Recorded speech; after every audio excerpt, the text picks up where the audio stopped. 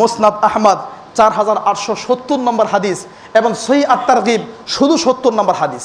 মুসনাদ আহমদ 4870 আর সহিহ আত-তারগিব শুধু 70 নম্বর হাদিস। মুজাহিদ, একটা কথা মনে রাখবেন, আল্লাহর নবীর যত সাহাবী আছেন সকল সাহাবীরাই আল্লাহর নবীকে 100% মূল্যায়ন করেছেন, তবে একজন সাহাবীর মূল্যায়নের পদ্ধতি ছিল ভিন্ন রকম। এই জন্যে মুহাদ্দিসিনে কেরাম তাকে বলেছে আসাদ্দু, আসাদ্দু মানে কঠিন, আসাদ্দু ইত্তিবা'আন নবী সাল্লাল্লাহু আলাইহি সাল্লাম। তার নাম হচ্ছে ইবনে ওমর রাদিয়াল্লাহু আনহু। একদিন ইবনে ওমর এবং মুজাহিদ একটি রাস্তা দিয়ে যাচ্ছিলেন, রাস্তা খুব সোজা, একবারে স্ট্রেট রাস্তা, কোনো সমস্যা নেই।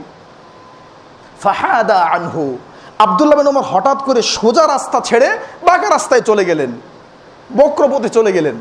মুজাহিদ বলল, লিমা ফাআলতা হাযা, আব্দুল্লাহ বিন ওমর রাস্তা তো সোজাই ছিল, আপনি বাঁকা পথে কেন গেলেন?